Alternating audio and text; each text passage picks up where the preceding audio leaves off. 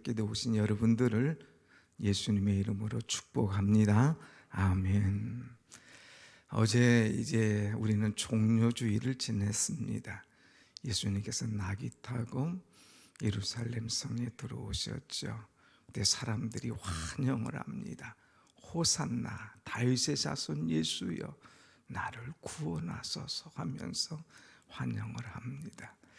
자, 그리고 예수님께서 예루살렘에 들어오셔서 한번 휙 둘러보십니다. 자, 이렇게 쭉 사람들도 보고 또 건물도 보고 또 이런 것들을 둘러보시고 그날 밤 베다니로 가셔서 주무십니다. 그리고 그 다음날 아침에 다시 예루살렘에 들어오시면서 일어났던 일이 바로 오늘의 일입니다. 예수님께서 아침에 이제 올라오시면서, 그러니까 오늘 첫날 들어오시면서 두 가지 사건을 보시면서 이제 큰 말씀을 주십니다. 있어야 될 것이 없을 때에, 또 없어야 될 것이 있을 때에 그들을 나무라시며 또 바로 세우기를 원하시는 주님을 볼 수가 있죠. 자, 있어야 될 것이 없는 것, 없어야 될 것이 있는 것, 이 주님 보실 때는 참 한심스러운 일이죠.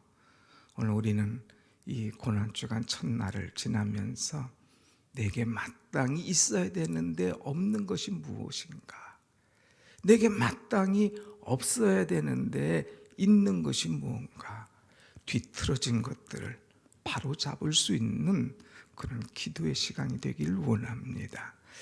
주님은 우리를 그냥 보는 것이 아니라 샅샅이 보십니다. 오늘 11절 말씀 보니까 예수께서 예루살렘에 이르러 성전에 들어가사 모든 것을 둘러보시고 그랬어요. 모든 것을 둘러보시고, 주님의 눈은 예리해요.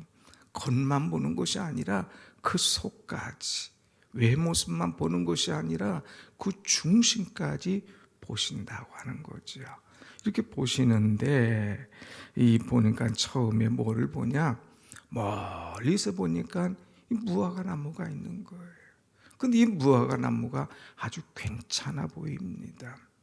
보통 이제 나무 하면 잎사귀가 다 이제 지고 그 다음에 열매가 쫙 나오잖아요.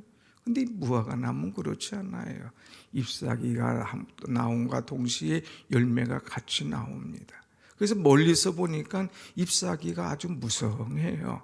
그래서 시장하셔서 가서 저것을 좀 따먹으면 되겠다 싶어서 이제 무화과 나무가 가까이 갑니다. 가서 열매를 따려고 하는데 열매가 없는 거예요. 그래서 주님 화가 나셨죠. 그래서 말씀하십니다. 이제부터 영원토록 사람이 내게서 열매를 따먹지 못하리라 그랬어요. 열매가 없을 때에 그 모습을 주님 책망하시면서 이제 저주하시는 그런 사건. 그래서 그 뒤에 한참 넘어가서 보면 이제 그가 말한 대로, 주님 말씀하신 대로 무화과 나무가 이제 틀어지는 그런 사건들을 보게 됩니다. 오늘 여러분, 우리는 이것을 보면서 먼저 나의 모습이 어떤가? 멀리서 볼 때는 괜찮아 보이는데 가까이서 보니까 아무것도 없는 그런 모습이 아닌가? 경건의 모양은 있는데 경건의 능력이 없는 거예요. 하나님 앞에 참 거룩한 사람으로, 믿음의 연조가 깊은 사람으로 참 아름다운 신앙인 같았는데 가서 보니까 거둘 만한 것이 없는 거예요. 열매가 없는 거예요. 아름다움이 없는 거예요. 그 주님께서 너무 안타까워하시는 그런 모습을 우리는 볼 수가 있습니다. 사랑하는 여러분, 오늘 내 신앙은 어떤가? 정말 오랫동안 믿었습니다. 또 신앙의 연조도 깊습니다. 교회에서 이런저런 직분도 있습니다. 그런데 그것에 부끄럽지 않는 열매가 내게 있는가? 주님께서 보실 때 정말 감동하시면서 감탄하시면서 잘했다 칭찬할 만한 그런 자세인가? 아니면 멀리서 볼 때는 괜찮았는데 가까이서 보니까 거둘 곳이 없어, 열매가 없어, 그래서 한탄하는 그런 모습인가? 우리는 생각해야 됩니다. 열매 없는 것은 주님께서 어떤 아픔 제거해 버리심의 안타까운 모습이 나오죠. 마태복음 7장 19절 말씀 보면 아름다운 열매를 맺지 아니하는 나무마다 찍혀서 불에 던져지리라. 열매가 없으면 찍혀서 불에 던져진다 그랬어요. 요한복음 15장 2절 말씀 보면 물은 내게 붙어 있어 열매를 맺지 아니하는 가지는 아버지께서 제거해 버리시고 제거해 버린다고 또 말씀하고 있죠. 그렇기 때문에 우리는 항상 이제 열매 맺는 사람.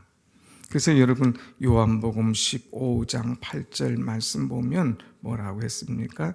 너희가 열매를 많이 맺으면 내 아버지께서 영광을 받으실 것이요 너희는 내 제자가 되리라 그랬어요.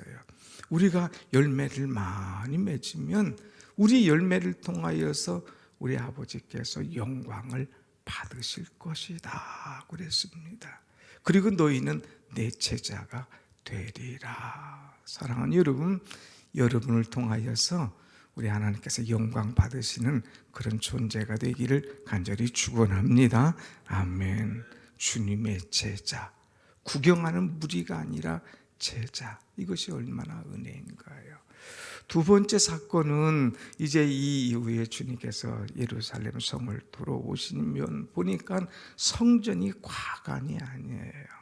이 성전은 기도하는 집 아닙니까? 그런데 성전에 돈 바꾸는 사람, 또 비둘기 파는 사람, 또 매매하는 사람으로 가득 찬 거예요. 한심스러운 거예요. 강도의 구렬로 만든 거예요. 은혜가 없는 성전이 된 거예요. 기도하는 모습이 전혀 없습니다. 그럴 때 주님께서 거기 있는 것 다 뒤집어 엎으시고 내어 쫓으셨어요. 성분 거룩한 분노가 주님에게서 막 올라오십니다. 그러면서 너희가 내 집을 어떻게 이렇게 만드느냐, 강도의 구절로 만드느냐. 내 집은 기도하는 집이다. 기도하는 집이다. 특별히 내 집은 만민이 기도하는 집이라 이렇게 말씀하신 거예요. 사랑하는 여러분, 주님께서 몸된 우리의 이 성전을 보실 때에 어떻게 말씀하실까? 내 속에 정말 은혜가 가득하고 내가 늘 기도하는 사람으로 주님께서 흡족한 사람인가? 아니면 세상에 너무 관심 많고 부귀와 영화와 내 욕심을 채우기 위해서 예수님 없는 그런 잡동사니만이 가득한, 그래서 주님께서 보실 때 뒤엎어 놓으시고 내어 쫓는 그런 모습의 내가 아닌가? 오늘 우리는 돌아봐야 됩니다. 주님께서 채찍을 드실 때에, 주님께서 뒤엎어 놓으실 때, 그때는 끝난 거예요. 오늘 우리는 고난주간 첫날 기도하면서 내게 필요 없는 것, 버려야 될 것 있다면 과감히 버리시는 이 아침, 이 새벽이 되시기를 축원합니다. 아멘. 버려야 됩니다. 필요 없는 것 과감히 버려야 돼요. 주님께서 원하지 않는 것 과감히 내어 던져야 됩니다. 그렇고 그 속에 다시 기도의 영으로 채워야 돼요. 은혜의 영으로 채워야 돼요. 말씀의 영으로 채울 때에 내 성전이 아름다운 성전, 은혜로운 성전, 성령의 성전이 되는 줄로 믿습니다. 아멘. 주님은 기도하는 사람을 가만히 두지 않아요. 누구든지 와서 내 성전에 와서 기도해라, 기도해라. 막 이거 보고 오늘 뒤에 말씀 안 봤지만 23절, 24절 말씀 보면 누구든지 기도하고 마음에 구하면 기도하는 대로 그대로 되리라 그랬어요. 24절 또 말씀했어요. 우리 24절 우리 한번 다 같이 한번 볼까요? 24절 시작. 그러므로 내가 너희에게 말하노니 무엇이든지 기도하고 구하는 것은 받은 줄로 믿으라. 그리하면 너희에게 그대로 되리라.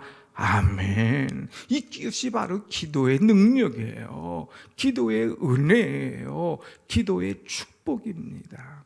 여러분들 이 새벽에 나와 기도하면 기도한 대로 그대로 될 줄로 믿습니다. 아멘. 기도하세요. 무엇을 기도할까? 주여, 정말 저는 멀리서 볼 때는 괜찮아 보였는데 주님께서 가까이 보실 때는 나도 입만 무성한 열매 없는 그런 존재 아닙니까? 주님 앞에 내놓을 열매가 없습니다. 부끄럽습니다. 회개합니다. 그리고 주님 앞에 회개할 때에 주님께서 여러분의 기도를 받으시고 새로운 방향을, 새로운 길로 인도하실 줄로 믿습니다. 아멘. 주님 내 모습 보니까 마땅히 기도하는 내가 돼야 될 텐데 외형만 가득한 이 무화과 나무 같은 모습, 겉만 교회 같은 모습이지 속은 썩었고 속은 문드러졌고 속은 매매하고 속은 세상 것들이 너무나 가득 차 있습니다.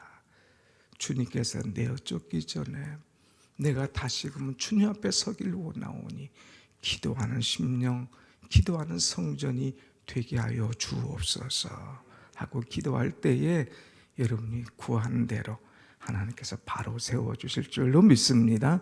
아멘. 두 가지입니다. 있어야 되는데 없는 무화과 나무, 꼭 있어야 되는데 없는 이 예루살렘 성전. 오늘 우리는 이것을 다 파괴하고 다시금 뒤집어 엎고 이것이 내 모습인가 아닌가 생각하면서 열매를 구하고 기도를 구하는 여러분이 되셔서 기도한 대로 은혜 받고 기도한 대로 응답받고 기도한 대로 새로워지는 그런 놀라운 축복이 임하시기를 간절히 축원합니다. 아멘. 기도하겠습니다.